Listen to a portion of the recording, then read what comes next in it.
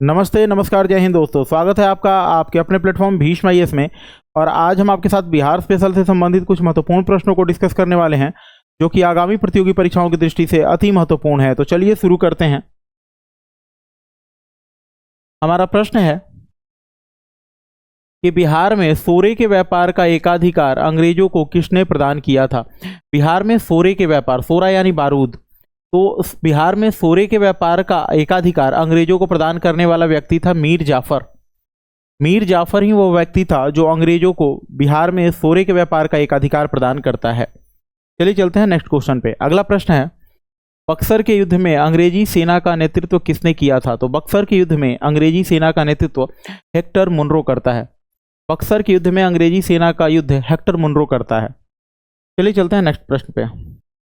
अगला प्रश्न था, 1857 ईस्वी के विद्रोह में कहाँ के पुलिस जमादार हसन अली खान, इस नाम को ध्यान रखिएगा, हसन अली खान को फांसी की सजा दी गई थी। तो हसन अली खान जो थे वो तिरहुत के पुलिस जमादार थे।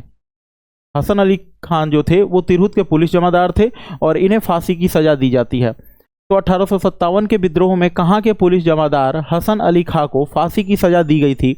तो 1857 के विद्रोह में तिरहुत के पुलिस जमादार हसन अली खां को फांसी की सजा दी गई थी। चलिए चलते हैं नेक्स्ट प्रश्न पे।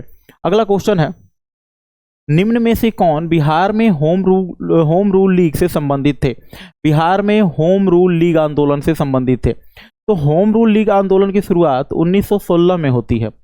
होम रूल लीग आंदोलन की शुरुआत 1916 में होती है और इसी समय बिहार के पटना में इसकी एक शाखा स्थापित की जाती है, जिसके जो अध्यक्ष थे वो मजरूल हक को बनते हैं। यानी जो बिहार में शाखा स्थापित की जाती है होम रूल लीग की, उसके अध्यक्ष मजरूल हक बनते हैं और इससे ही संबंधित हुसैन खां भी थे। इसी से संबंधित हुसैन खां थे, लेकिन होम रूल लीग से राजेंद्र प्रसाद का किसी प्रकार का कोई संबंध नहीं था। तो यही पूछा जा रहा है इस प्रश्न में, निम्नलिखित में से कौन होम रूल लीग आंदोलन से संबंधित नहीं थे। तो Rajendra Prasad home rule league आंदोलन से संबंधित नहीं थे। कौन संबंधित नहीं थे? तो Rajendra Prasad home rule league आंदोलन से संबंधित नहीं थे। हमारा आंसर हो जाएगा सी। हमारा आंसर हो जाएगा सी। चलिए चलते हैं नेक्स्ट क्वेश्चन पे।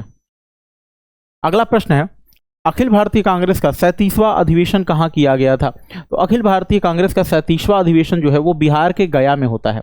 अखिल भारतीय कांग्रेस का 37वां अधिवेशन जो होता है वो बिहार के गया में होता है और अखिल भारतीय कांग्रेस का 27वां अधिवेशन बांकीपुर पटना में होता है। ध्यान रखेंगे, 27वां अधिवेशन जो होता है ना वो बांकीपुर पटना में होता है और 37वां अधिवेशन बिहार के गया में होता है। 37वां अधिवेशन बिहार के गया में होता है। चलिए चलते हैं नेक्स्ट क्वेश्चन पे। अगला प्रश्न है, बिहार में राजनैतिक पीड़ित दिवस कब मनाया गया था। तो बिहार में 10 अगस्त 1929 को राजनैतिक पीड़ित दिवस मनाया गया था। बिहार में 10 अगस्त 1929 को राजनैतिक पीड़ित दिवस, इसे ध्यान रखेंगे, राजनैतिक पीड़ित दिवस मनाया गया था 10 अगस्त 1929 को। चलिए चलते हैं नेक्स्ट क्वेश्चन पे। हमारा अगला प्रश्न है कि 1934 ईस्वी में पटना में स्थापित बिहार सोशलिस्ट पार्टी के सचिव कौन थे। तो 1934 में पटना में स्थापित बिहार सोशलिस्ट पार्टी, इस नाम को भी बड़ा ध्यान रखिएगा, बिहार सोशलिस्ट पार्टी के सचिव कौन थे। तो 1934 में पटना में स्थापित बिहार सोशलिस्ट पार्टी के सचिव जयप्रकाश नारायण थे। जयप्रकाश नारायण। जरा फिर से देखते हैं इस प्रश्न को। 1934 में पटना में स्थापित बिहार सोशलिस्ट पार्टी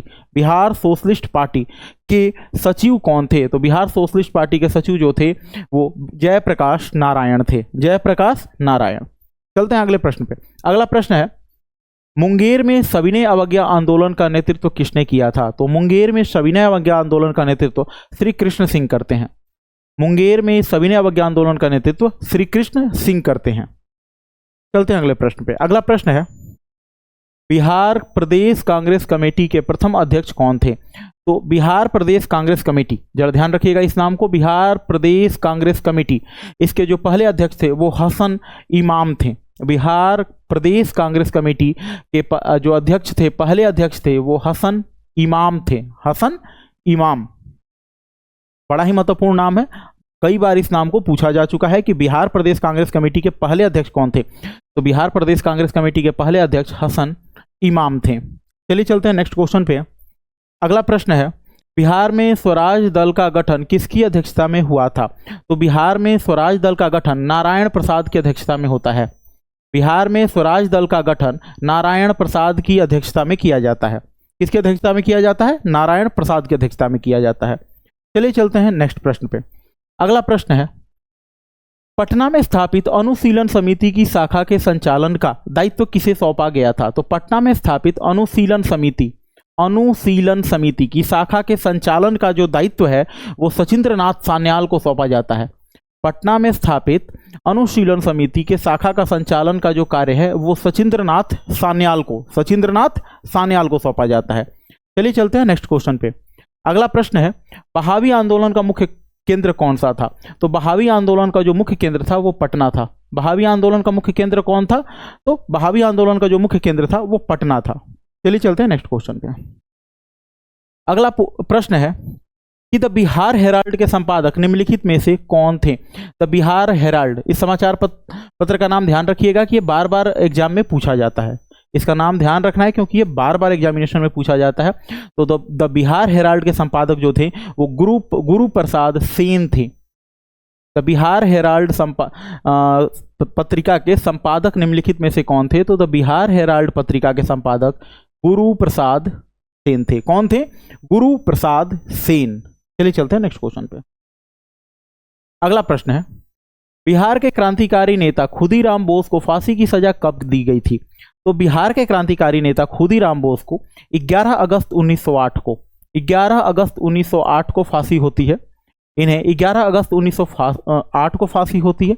इन्हें मुजफ्फरपुर में जज किंग्सफोर्ड की हत्या के प्रयास का दोषी बनाया जाता है और इसी के आरोप में इन्हें 11 अगस्त 1908 को फांसी की सजा दी जाती है।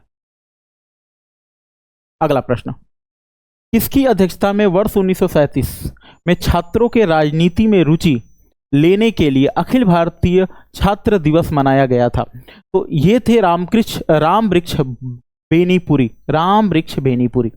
इसकी अध्यक्षता में 1937 में छात्रों के राजनीति में रुचि लेने के लिए अखिल भारतीय छात्र दिवस मनाया गया था। तो ये व्यक्ति थे रामवृक्ष बेनीपुरी के नेतृत्व में 1937 में छात्रों की रुचि राजनीति में जगाने के लिए अखिल भारतीय छात्र दिवस मनाया गया था। चलिए चलते हैं नेक्स्ट क्वेश्चन पे। अगला प्रश्न है कि 11 अगस्त 1942 को पटना में हुए सचिवालय गोलीकांड में निम्न में से कौन से व्यक्ति शामिल नहीं थे? तो 11 अगस्त 1942 को पटना के सचिवालय में एक गोलीकांड होता है जिसमें कि 7 छात्र शहीद होते हैं। इन 7 छात्रों के नाम थे उमाकांत प्रसाद सिंह, रामानंद सिंह, सतीश प्रसाद झा, जगपति कुमार, देवीपद चौधरी, राजेंद्र सिंह और राम गोविंद सिंह। ये 7 नाम ध्यान रखिएगा, एग्जामिनेशन में इनसे अक्सर प्रश्न पूछ लिया जाता है। एक बार फिर से रिपीट करता हूं, उमाकांत प्रसाद सिंह, रामानंद सिंह, सतीश प्रसाद झा, जगपति कुमार, देवीपद चौधरी, राजेंद्र सिंह और राम गोविंद सिंह। ये 7 व्यक्ति थे जो कि 11 अगस्त 1942 को पटना सचिवालय में हुए गोलीकांड में शहीद होते हैं। तो यहाँ पूछा जा रहा है कि 11 अगस्त 1942 को पटना में हुए सचिवालय गोलीकांड में से निम्न में से कौन सा व्यक्ति शामिल नहीं था? तो उमाकांत प्रसाद सिंह शामिल थे, रामानंद सिंह शामिल थे, लक्ष्मण दास ये शामिल नहीं थे। तो कौन शामिल नहीं था? तो लक्ष्मण दास इस गोलीकांड में शामिल नहीं थे। और यही पूछा जा रहा है कि उस गोलीकांड में कौन शामिल नहीं था? तो लक्ष्मण दास इस गोलीकांड में शामिल नहीं थे। चलिए चलते हैं नेक्स्ट क्वेश्चन पे। हमारा अगला प्रश्न है कि 2011 की जनगणना के अनुसार बिहार के किस जिले का लिंगानुपात सर्वाधिक है?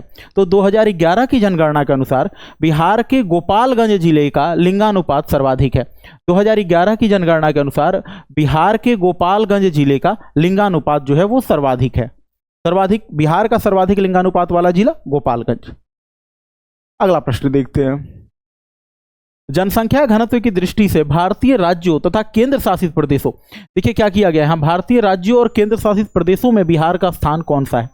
तो अगर आपसे यहां यह पूछा जाता कि भारतीय राज्यों में बिहार का स्थान कौन सा है, तो जनसंख्या घनत्व की दृष्टि से बिहार का स्थान भारतीय राज्यों में पहला है। जनसंख्या घनत्व की दृष्टि से बिहार का स्थान भारतीय राज्यों में पहला है, लेकिन अगर उसके साथ ये केंद्र शासित शब्द जोड़ दिया जाए तो इसका स्थान छठा हो जाता है।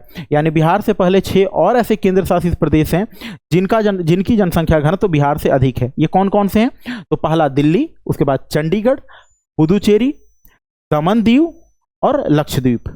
ध्यान रखिएगा फिर से, दिल्ली, चंडीगढ़, पुदुचेरी, दमन दीव और लक्षद्वीप, ये 5 है ऐसे केंद्र शासित प्रदेश हैं जिनकी जनसंख्या घनत्व बिहार से ज़्यादा है। यानी बिहार की जनसंख्या घनत्व अगर केंद्र शासित प्रदेशों को मिला दे तो छठा हो जाता है।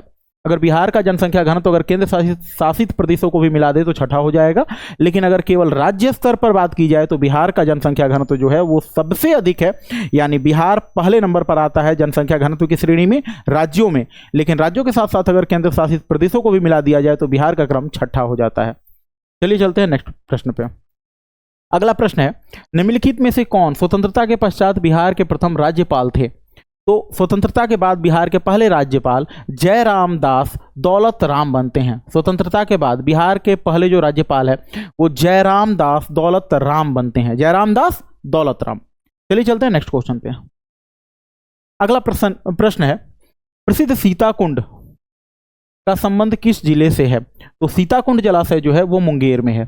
प्रसिद्ध सीताकुंड का संबंध किससे है? तो मुंगेर से है। प्रसिद्ध सीताकुंड जो है वो मुंगेर में है। इस तरह के और इंफॉर्मेटिव वीडियोज के लिए हमारे चैनल को लाइक, शेयर एंड सब्सक्राइब जरूर करें। धन्यवाद।